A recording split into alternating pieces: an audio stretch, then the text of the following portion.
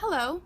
We're going to show you an example of a tough conversation and some strategies for making it less tough. And if you're interested, check out Bite-Size Conflict Management Essentials. I'm Moni. I am an IREF, that's Institute Refs. I'm part of a graduate peer support group that serves graduate students across the entire institute.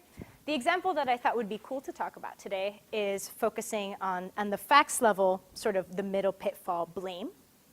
And so blame, I figure you are familiar with. It is when you find fault with someone and you kind of like peg it on them and you're like, this is the blame rock and you will hold this rock. Now it is your fault.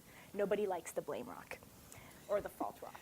And then there's the alternative that we're pitching, which is joint contribution, where you're like, we both did this. Let's like figure it out together. I am not pushing everything onto your court, or I'm not taking all the blame either. Very important. This is not about one person taking the brunt of everything. It's about everybody acknowledging and contributing moving forward. So I thought it'd be fun to demo what blame looks like, which you're probably familiar with, but why not? And to debrief about it, and then demo what joint contribution might look like, and then also debrief. So you know what's coming, it's interactive. I cannot believe you did this. Why didn't you turn in the report? This is totally your fault. Like, hello? I told you that I was super busy that week and I thought we were going to figure out who would turn it in. I didn't realize you were expecting me to do it. You should have just turned it in. This is totally your fault. You should go to the professor and explain this because I should not get a bad grade because you forgot to turn it in. Like, I did everything right. And this is all on you. Like, I can't believe you did this. Ugh. Don't put it all on me. I told you I was super busy that week and we hadn't decided who would turn it in. That's not true. I did everything that I said I was gonna do, and then I sent it to you and I was like, you got this, and I believed in you, and then no. And so the thing that's tough about blame is, like, I left you no room to like defend. I was like firmly planted in the I'm right, I'm so righteous. Not really helpful. And the thing about blame is that all of that focused on just like what happened, right? Like it was like past, and then I kind of tossed something about you to do something, and it's all on your court. And the thing that I like to bring up is like the main components is that there's no we in the conversation, and there's no what did we both do, and that blame usually just oftentimes, and I'm oversimplifying a little here, just to acknowledge, but focuses on pinning it down to one person or a group of people and sort of says, this is your fault in the future, like you are gonna do this, or like I'm gonna find a way to punish you, which is what that graph is delineating. Now the question is, what would joint contribution look like? And then we could talk a little bit about how would you do that from the receiving, like, attacked perspective. So let's repeat this again, and let's try joint contribution. So the report didn't get turned in.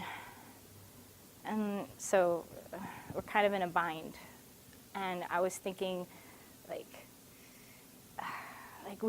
I'm really sorry that this happened. Like, we both worked really hard on it. And I'm thinking that, like, we want to do better, right? And I just want to sit down and talk a little bit about, like figure out how this happened, because we just don't want it to happen again, you know? I want to keep working with you. So I think I'll just go first. I think I'm really sorry I forgot to like ask about your schedule this week. I vaguely remember it being like hosed, like really busy, and I should have checked in with you. I could have texted. I just sort of assumed, and maybe I should have been more mindful of your schedule. I feel awful, but it was a week from hell and I hardly had time to do anything on this, much less think about things we hadn't resolved. Got it. So we could have started this a lot earlier. That would have helped a lot. Also, we should have decided and written down who would do what. Yeah, got it. Do you think there was anything you could have done on your end to like prevent this? Yes, I guess I could have given it more thought and suggested some kind of scheduling system so we were both clear on who would do what. Got it. And maybe we could have like done some like WhatsApp or email thing, or like set like a joint calendar. Okay, I mean, let's find a way to like figure this out. Maybe we can talk to the professor together, try to explain it, maybe argue our case. And we clearly know we just need to like schedule. We need to be really mindful about scheduling because we're just both like, so busy all the time. Admittedly, that's like another great, like, in the way the blame was extreme, this is another very like extreme where both people are super like, oh my gosh, we made a mistake, we both contributed, and how do we move forward? One of the main things that I think really shifts in terms of going from blame to contribution is that it's we, and we both sort of like take account of like, I could have done this, what could you have done, what could we have done together? And then it's not about like focusing, like what's done is done, and we acknowledge it, but now we're focused on what are we gonna do in the future, right? How are we gonna solve this together, and how are we gonna make sure that it never happens again?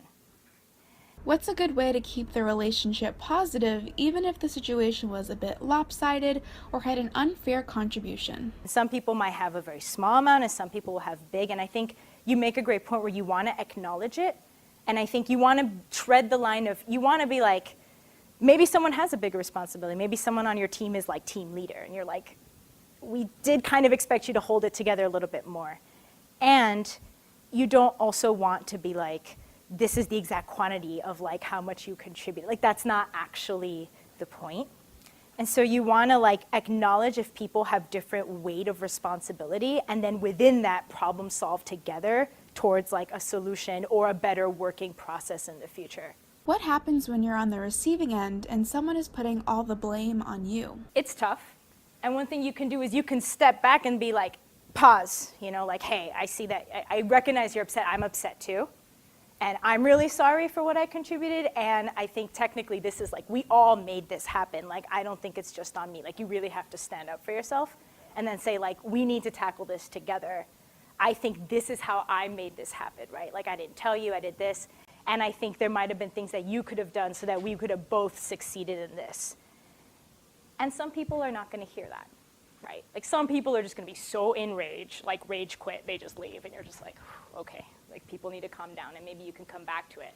Or no matter how you try to be collaborative, they just don't. And that's hard. Like you can do the best, you can show up as the most communicative, effective human being possible, and like people might just fail to receive that. And that if people are receptive, you can get them to switch things. You can say like, hey, you know, like, I get it, you're upset, I'm upset, and blaming is not gonna get us anywhere. Like if you were in my shoes, if you were the one who forgot the report, you would feel pretty trapped too. And to try to get them to see your side and to try to bring them down from like an emotional state and to say, how can we tackle this together? Thanks for watching. If you like this video and would like to learn more about tough conversations, we recommend another bite-sized conflict management video. We also recommend that you learn more from some of the great resource people on campus, like your GRT or GRA and advisor.